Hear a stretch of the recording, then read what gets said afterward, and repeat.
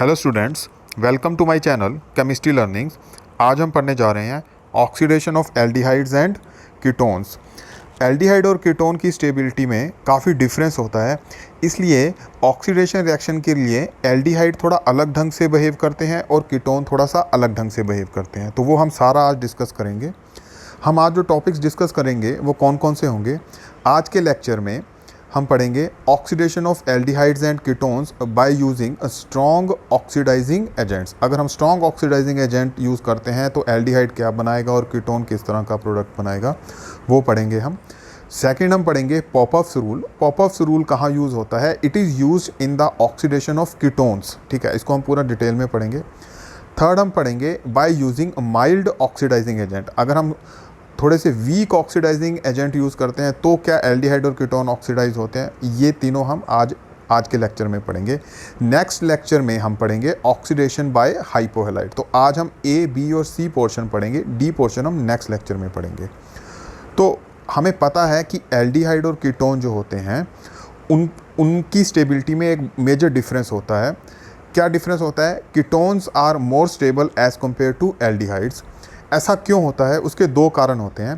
पहला कारण तो ये होता है कि कीटोन्स में इंडक्टिव इफेक्ट ज़्यादा होता है। इंडक्टिव इफेक्ट इसलिए ज़्यादा होता है क्योंकि उसमें दो एल्काइल ग्रुप जुड़े होते हैं कार्बोनाइल ग्रुप के साथ। कार्बोनाइल ग्रुप कौन सा होता है? C double bond O. तो सी डबल बॉन्ड ओ के साथ दो आर यानी कि दो एल्काइल ग्रुप जुड़े होते हैं कीटोन में, इसलिए वहाँ पे इंडक्टिव इफेक्ट ज़्यादा रहता है। ठीक है, इंडक्टिव इफेक्ट क्या होता है? अपने साथ वाले कार्बन को इलेक्ट्रॉन देना। ठीक है, तो जो कार्बोनाइल का कार्बन होता है उसके ऊपर पॉजिटिव चार्ज थोड़ा सा कम हो जाता है, जिसकी वजह से कीटोन ज़्यादा स्टेबल हो जाते हैं। और एल्डिहाइड में सिर्फ एक आर प्रेजेंट होता है, जिसकी वजह से वहाँ पे इंडक्टिव इफेक्ट थोड़ा सा कम रहता है। दूसरा कारण क्या होता है कि कीटोन में स्टीरिक हिंड्रेंस भी थोड़ा सा ज़्यादा रहता है, क्योंकि आप देख सकते हो दो bulkier alkyl groups are present around the carbonyl group. तो इसलिए वहाँ पे स्टीरिक फैक्टर थोड़ा सा ज़्यादा रहता है, ज़्यादा क्राउडिंग रहती है। तो किसी भी न्यूक्लियोफाइल का अटैक कार्बोनाइल के कार्बन के ऊपर थोड़ा सा मुश्किल से होता है। इन दो कारणों की वजह से ketones are more stable as compare to aldehyde. तो इसका मतलब क्या है? अब हम इनका जब ऑक्सीडेशन पढ़ेंगे तो इसका मतलब ये है कि एल्डिहाइड का ऑक्सीडेशन काफ़ी आसानी से होगा और कीटोन का ऑक्सीडेशन थोड़ा सा मुश्किल से होगा। इसका मतलब एल्डिहाइड का ऑक्सीडेशन जब हम करेंगे हम नॉर्मल कंडीशंस में करेंगे, जबकि कीटोन्स का ऑक्सीडेशन करने के लिए we have to provide some harsh conditions. अब हम सबसे पहले पढ़ते हैं oxidation by using strong oxidising agents. अब स्ट्रॉन्ग ऑक्सीडाइजिंग एजेंट्स बहुत सारे होते हैं, लेकिन यहाँ पे मैंने कुछ मेंशन किए हुए हैं, जैसे कि concentrated nitric acid, concentrated potassium permanganate जिसको हम KMnO4 लिखा है मैंने, पोटाशियम डाइक्रोमेट और जॉन्स रिएजेंट। जॉन्स रिएजेंट क्या होता है? क्रोमियम ट्राइऑक्साइड जब डिसॉल्व किया होता है डिल्यूट सल्फ्यूरिक एसिड में। इसके अलावा और भी बहुत सारे होते हैं, जैसे कि कंसनट्रेटेड सल्फ्यूरिक एसिड, वो that is also considered as strong oxidising agent. तो इनमें से कोई भी ऑक्सीडाइजिंग एजेंट जब हम लेंगे और हम ऑक्सीडेशन करेंगे एल्डिहाइड्स का, but under normal condition. Normal condition मतलब नॉर्मल टेम्परेचर होगा, हमको कोई बहुत ज़्यादा हाई टेम्परेचर नहीं देना पड़ेगा। ऐसा क्यों? क्योंकि aldehydes are more reactive as compare to ketones. तो देखो, अब हम जो रिएक्शन ले रहे हैं उसमें हम रिएक्टेंट कौन सा ले रहे हैं? Acetaldehyde, which is a aldehyde. ठीक है, इस एल्डिहाइड यानी कि एसिटाल्डिहाइड का हम ऑक्सीडेशन कर रहे हैं बाय यूजिंग ये जो ऊपर मैंने जितने भी स्ट्रॉन्ग ऑक्सीडाइजिंग एजेंट्स के नाम लिखे हैं, इनमें से हम कोई भी यूज़ कर रहे हैं अंडर नॉर्मल कंडीशन, तो हमको प्रोडक्ट क्या मिल रहा है? हमको मिल रहा है एसिटिक एसिड। अब एसिटिक एसिड में क्या चीज़ ऐड हुई है? देखो, आप जो कार्बोनाइल ग्रुप है एसिटाल्डिहाइड में, देखो जो कार्बोनाइल ग्रुप है सी डबल बॉन्ड हो, उसके साथ जो H लगा है वो हट के उसकी जगह पे OH लग जाता है। तो एडमिनिस्ट्रेशन यानी कि इनकॉर्पोरेशन हो जाता है किसका? ऑक्सीजन का। तो that's why it is called oxidation. तो अब एल्डिहाइड से क्या बन गया? Acetic acid. तो जो इस रिएक्शन की जो बहुत यूनिक खास बात है वो क्या है कि जितने नंबर ऑफ कार्बन्स रिएक्टेंट में प्रेजेंट हैं उतने ही नंबर ऑफ कार्बन प्रोडक्ट में भी प्रेजेंट है। आप देख सकते हो एल्डिहाइड जो है, एसिटाल्डिहाइड है, उसमें 2 कार्बन प्रेजेंट है और एसिटिक एसिड में भी 2 कार्बन प्रेजेंट है। दूसरी बात इसमें जो बहुत इंपॉर्टेंट बात है वो क्या है? इसमें हम कार्बन हाइड्रोजन का बॉन्ड तोड़ रहे हैं, CH बॉन्ड तोड़ रहे हैं और उसकी जगह पे COH बल्कि CO बॉन्ड लगा रहे हैं। देखो, कार्बोनाइल के कार्बन के साथ OH ग्रुप लग गया, इसका मतलब इसमें CO बॉन्ड बना है और CH बॉन्ड टूटा है। ठीक है, अब ये भी एक फैक्टर होता है which plays a important role in the stability of aldehydes and ketones. जो एल्डिहाइड्स है, जब हम उसका ऑक्सीडेशन करते हैं तो उसमें कौन सा बॉन्ड टूटता है? CH बॉन्ड टूटता है, ठीक है, क्योंकि वहाँ कार्बन के साथ सीधा हाइड्रोजन जुड़ा है और उस हाइड्रोजन को हटाना है हमको, और उस हाइड्रोजन को हटा के वहाँ पे OH लगा देना है, तो वो उसका ऑक्सीडेशन हो जाएगा और वो एसिटिक एसिड में कन्वर्ट हो जाएगा। लेकिन अगर हम आप नीचे वाली स्ट्रक्चर को देखो, अगर हम कीटोन का ऑक्सीडेशन करने जा रहे हैं तो हमको एक CH3 को हटाना पड़ेगा, यानी कि हमको कार्बन कार्बन बॉन्ड को तोड़ना पड़ेगा, विच इज़ मोर डिफिकल्ट, क्योंकि carbon carbon bond is more stronger as compare to carbon hydrogen bond. तो कीटोन में अगर हमको ऑक्सीडेशन करना है तो हमको कार्बन कार्बन बॉन्ड को तोड़ना पड़ेगा, इसलिए भी कीटोन का जो ऑक्सीडेशन होता है वो थोड़ा सा मुश्किल होता है एज कम्पेयर टू एल्डिहाइड, क्योंकि एल्डिहाइड में हमको CH बॉन्ड को तोड़ना होता है और कीटोन में हमको कार्बन कार्बन बॉन्ड को तोड़ना होता है, ठीक है। तो एक पहले दो रीज़न तो मैंने आपको बताया स्टेबिलिटी के, इंडक्टिव इफेक्ट कीटोन में ज़्यादा है, स्टीरिक फैक्टर्स हैं उसमें, ठीक है। और तीसरा कारण क्या है कि इसमें हमको ऑक्सीडेशन करने के लिए कार्बन कार्बन बॉन्ड को तोड़ना पड़ेगा, जो कि थोड़ा सा ज़्यादा मुश्किल होता है। एल्डिहाइड में हमको कार्बन हाइड्रोजन बॉन्ड को तोड़ना पड़ता है, तो इसलिए कीटोन का ऑक्सीडेशन अंडर नॉर्मल कंडीशन मुश्किल होगा। लेकिन अगर हम हार्श कंडीशंस प्रोवाइड कर दें, ड्रास्टिक कंडीशंस अप्लाई कर दें, जैसे कि हाई टेम्परेचर दे दें और by using strong oxidising agent, तो इसमें दोनों चीज़ें हमको यूज़ करनी पड़ेंगी, हाई टेम्परेचर भी और स्ट्रॉन्ग ऑक्सीडाइजिंग एजेंट भी, तो कहीं जाके हम कीटोन का ऑक्सीडेशन कर पाएंगे।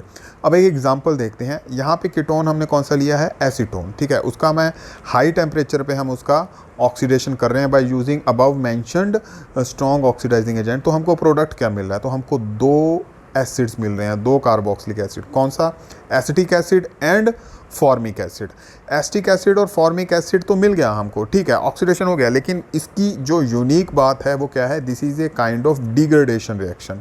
डिग्रेडेशन रिएक्शन क्या होती है? जिसमें नंबर ऑफ कार्बन जो होते हैं वो प्रोडक्ट में कम होते हैं as compare to number of carbon present in the reactant. आप देखो एसिटिक एसिड में कितने कार्बन प्रेजेंट है, ज़रा काउंट करो। इसमें 2 कार्बन प्रेजेंट है एसिटिक एसिड में, लेकिन एसीटोन में टोटल कितने कार्बन प्रेजेंट है? 3 कार्बन प्रेजेंट है। तो इसका मतलब प्रोडक्ट में नंबर ऑफ कार्बन कम है as compare to number of carbon present in the reactant. तो that's why it is called a degradation reaction. तो ये डिफरेंस भी रहता है ऑक्सीडेशन ऑफ एल्डिहाइड्स और कीटोन में। तो कुछ डिफरेंसेस हैं जो आपने याद रखने हैं। पहला डिफरेंस क्या था? जब हमने एल्डिहाइड का ऑक्सीडेशन किया तो हमने नॉर्मल कंडीशंस यूज़ करी थी, ठीक है। दूसरा उसमें क्या हुआ था? उसमें CH बॉन्ड टूटा था और उसकी जगह पे COH आके बॉन्ड बना था, CO के बीच में बॉन्ड बना था, ठीक है। तीसरा डिफरेंस क्या था? एल्डिहाइड की ऑक्सीडेशन में नंबर ऑफ कार्बन प्रोडक्ट में सेम थे जितने नंबर ऑफ कार्बन रिएक्टेंट में थे, ठीक है। लेकिन कीटोन की ऑक्सीडेशन में हमने क्या किया? हमने पहली बात तो हमने हाई टेम्परेचर यूज़ किया, ड्रास्टिक कंडीशन यूज़ की। दूसरा, इसमें कार्बन कार्बन बॉन्ड टूटा है। थर्ड, इसमें डिग्रेडेशन हुआ है, जो नंबर ऑफ कार्बन प्रोडक्ट में है वो कम है as compare to number of carbon present in the reactant. तो ये 3 डिफरेंसेस इन दोनों की ऑक्सीडेशन में रहते हैं because of the stability factors.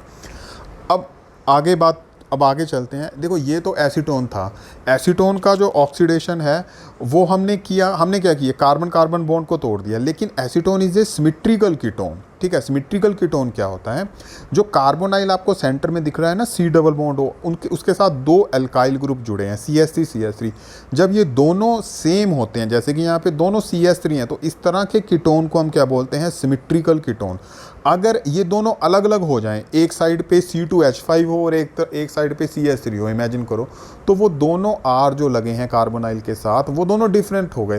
तो इस तरह के कीटोन को हम उस तरह के कीटोन को हम बोलेंगे अनसिमेट्रिकल कीटोन।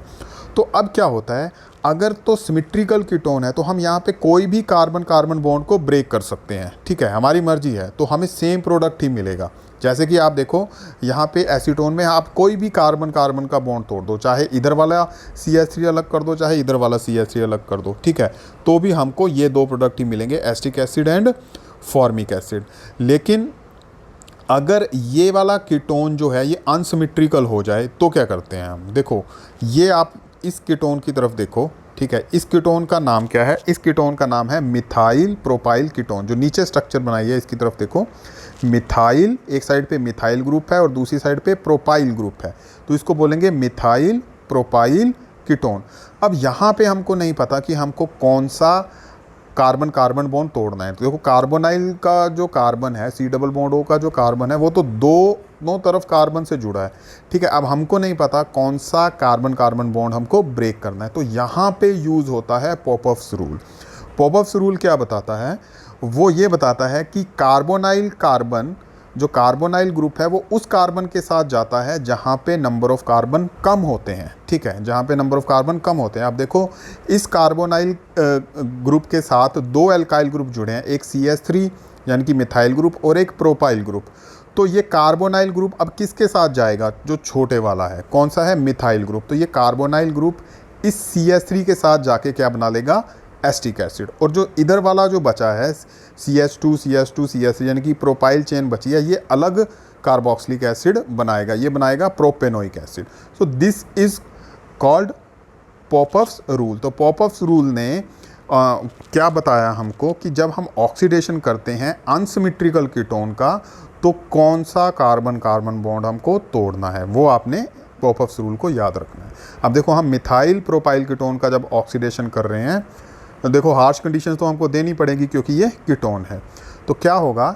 जो कार्बोनाइल ग्रुप है वो चला जाएगा छोटे आर के साथ, यानी कि जो स्मॉलर आर है, स्मॉलर एल्काइल ग्रुप है, वो CH3 के साथ जाके मिलके क्या बना देगा? Acetic acid. देखो यहाँ पे एसिटिक एसिड बन गया। और जो इधर वाले 3 कार्बन हैं, ये मिलके क्या बना देंगे? प्रोपेनोइक एसिड, ठीक है। So this is Popoff's rule. तो ये था कुछ oxidation reaction by using strong oxidising agent. दोनों का कर दिया हमने, एल्डिहाइड का कर दिया और कीटोन का कर दिया। अब हम बात करते हैं माइल्ड ऑक्सीडाइजिंग एजेंट्स की। देखो मैंने अभी बोला ketones are very much stable as compare to aldehydes because 2 factors, inductive effect and steric factors, ठीक है। अब क्या होता है, माइल्ड ऑक्सीडाइजिंग एजेंट में इतनी ताकत नहीं होती, वो इतने स्ट्रॉन्ग ऑक्सीडाइजिंग एजेंट नहीं होते कि वो कीटोन्स का ऑक्सीडेशन कर पाएँ, ठीक है। तो ketones are unaffected by mild oxidising agent. लेकिन एल्डिहाइड्स थोड़े से अनस्टेबल होते हैं, तो वो आसानी से तो नहीं कहेंगे, लेकिन वो ऑक्सीडाइज हो जाते हैं by using mild oxidising agent. अब माइल्ड ऑक्सीडाइजिंग एजेंट्स की क्या एग्जांपल्स होती हैं, या नाम आपने कई बार सुना होगा, Tollens reagent, Fehling solution and Benedict solution, ठीक है। ये सब क्या है? ये वीक और you can say mild oxidising agents हैं। तो आज हम जो पढ़ेंगे वो कौन सा होगा? टॉलरेंस रिएजेंट, ठीक है। तो we are going to do oxidation of aldehydes by using Tollens reagent. देखो कीटोन का ऑक्सीडेशन तो पॉसिबल ही नहीं होता, चाहे हम कितनी मर्जी हार्श कंडीशंस दे दें, लेकिन अगर हम माइल्ड ऑक्सीडाइजिंग एजेंट अगर यूज़ कर रहे हैं, ठीक है, माइल्ड ऑक्सीडाइजिंग एजेंट उसका ऑक्सीडेशन करने में समर्थ नहीं होता। तो टॉलरेंस रिएजेंट क्या होता है? टॉलरेंस रिएजेंट क्या होता है? It is A ammoniacal solution of silver nitrate. अगर हम अमोनियम हाइड्रोक्साइड का सोल्यूशन को रिएक्ट करते हैं किसके साथ? सिल्वर नाइट्रेट के साथ, तो हमको ये वाला कोऑर्डिनेशन कॉम्प्लेक्स मिलता है। यहाँ पे आप देख सकते हो जिसमें सिल्वर अमोनियम आयन है, ठीक है। तो ये एक कोऑर्डिनेशन कॉम्प्लेक्स मिलता है हमको, एक सॉल्ट फॉर्म मिलती है, इसको हम क्या बोलते हैं? Tollens reagent. This Tollens reagent is acting as a weak oxidising agent. वो अभी मैं आपको आगे जाके रिएक्शन में दिखाऊंगा। और ये ऑक्सीडेशन करता है एल्डिहाइड्स का। अब ध्यान देना कि अब क्या होता है कि अगर हमारे पास कोई सैंपल है, ठीक है, हमें नहीं पता उसमें एल्डिहाइड है या कीटोन है, हमको ये पता कि उसमें एल्डिहाइड है या कीटोन है, लेकिन हमको आइडेंटिफाई करना है कि एल्डिहाइड है या कीटोन है। तो हम ये वाला टेस्ट करते हैं, टॉलरेंस टेस्ट। आपने अपनी लेबॉर्ट्री में किया भी होगा, छोटी क्लासेस से ही शुरू हो जाता है ये, 11th 12th क्लास से। तो उसमें हम क्या करते हैं, एल्डिहाइड्स और वो कीटोन का जो सैंपल होता है, अगर उसमें एल्डिहाइड है या उसमें कीटोन है, तो हम टॉलरेंस टेस्ट करते हैं। तो उसको हम टॉलरेंस रिएजेंट के साथ रिएक्ट करवाते हैं। तो टॉलरेंस रिएजेंट के साथ सिर्फ कौन रिएक्ट करता है? एल्डिहाइड, ठीक है। तो अगर ये रिएक्शन प्रोसीड होता है तो हमको पता चल जाता है कि जी इसमें एल्डिहाइड है। अगर वो रिएक्शन नहीं करता है तो हो सकता है इसमें कीटोन हो। तो मैं अभी बताता हूँ कि उसके क्या ऑब्जर्वेशन होती है उस टेस्ट की, और उस टेस्ट का एक दूसरा नाम भी होता है। क्या नाम होता है इस दूसरे टेस्ट का? इसका एक और नाम होता है, इसको बोलते हैं हम सिल्वर मिरर टेस्ट, ठीक है। वो अभी मैं इसका लास्ट में बताऊंगा कि इसको सिल्वर मिरर टेस्ट हम क्यों बोलते हैं। देखो एल्डिहाइड्स जो होते हैं, मैंने बोला वो अनस्टेबल हैं, तो they are oxidise by Tollens reagent, ठीक है। तो कीटोन ये रिएक्शन नहीं देते। अब क्या होता है जब हम एल्डिहाइड को टॉलेंस रीजेंट के साथ रिएक्ट करते हैं ना, तो आप देखना यहाँ पे टॉलेंस रीजेंट के ऊपर जो कोऑर्डिनेशन कंपाउंड है, जो AgNH3 ट्वाइस जहाँ पे लिखा हुआ है, ठीक है, ये है सिल्वर डायअमाइन, ठीक है। डायअमाइन सिल्वर आयन है ये। यहाँ पे सिल्वर के ऊपर पॉजिटिव चार्ज है, यहाँ ध्यान देना, सिल्वर के ऊपर यहाँ पे पॉजिटिव चार्ज होता है, ठीक है। अब इसका मतलब क्या है, सिल्वर इज़ इलेक्ट्रो डेफिशिएंट, इसका मतलब उसके ऊपर एक पॉजिटिव चार्ज है। अब क्या होता है जब उसको हम रिएक्ट करते हैं एल्डिहाइड के साथ, तो आप देखो यहाँ पे जो सिल्वर टॉलेंस रीजेंट जो है, जिसमें कि सिल्वर के ऊपर पॉजिटिव चार्ज है, अब वो किस में कन्वर्ट हो गया, वो कन्वर्ट हो गया है प्योर सिल्वर मेटल में, ठीक है। तो वो एलिमेंटल सिल्वर मेटल में कन्वर्ट हो गया। इसका मतलब उसको कहीं से इलेक्ट्रॉन मिला है, ठीक है। तो सिल्वर गॉट एन इलेक्ट्रॉन, जिसका मतलब सिल्वर का क्या हुआ है, ऑक्सीडेशन हुआ, सॉरी रिडक्शन हुआ है। सिल्वर का क्या हुआ है, रिडक्शन हुआ है। तो वो किस में कन्वर्ट हो गया है, प्योर सिल्वर मेटल में, ठीक है। इसलिए उसके ऊपर अब पॉजिटिव चार्ज खत्म हो गया, उसको इलेक्ट्रॉन मिल गया है। लेकिन एल्डिहाइड में देखो आप, वो कार्बोक्सिलेट आयन में कन्वर्ट हो गया, क्योंकि उसमें इनकॉर्पोरेशन ऑफ ऑक्सीजन हुआ है। तो इसका मतलब एल्डिहाइड का क्या हुआ है, ऑक्सीडेशन हुआ है। तो एल्डिहाइड का ऑक्सीडेशन हुआ है, और टॉलेंस रीजेंट में जो सिल्वर आयन था उसका रिडक्शन हुआ है, और वो एलिमेंटल सिल्वर में कन्वर्ट हो गया। और इसमें ये जो बाय प्रोडक्ट बने अमोनिया और वाटर, ये इस पर हमको अभी ध्यान नहीं देना है। तो अब इसका ऑब्जर्वेशन क्या है, ध्यान से सुनना। अब एल्डिहाइड का हुआ ऑक्सीडेशन, इसलिए वो कार्बोक्सिलेट आयन में कन्वर्ट हो गया। सिल्वर आयन कन्वर्ट हो गया प्रेसिपिटेट ऑफ सिल्वर, यानी कि प्योर मेटल में कन्वर्ट हो गया। अब क्या होगा, ये जो सिल्वर मेटल होता है ना, ये टेस्ट ट्यूब के ना चारों ओर डिपॉजिट हो जाता है, ठीक है। ये जो जिस टेस्ट ट्यूब में हम ये रिएक्शन करते हैं, उसमें सिल्वर जो होता है, वो जो प्योर मेटल में कन्वर्ट हुआ है, वो walls of the test tube के ऊपर डिपॉजिट हो जाता है। तो वो बिल्कुल मिरर लाइक, जैसे शीशा होता है, इस तरह वो हमको चमकता हुआ दिखाई देता है। That's why it is called silver mirror test.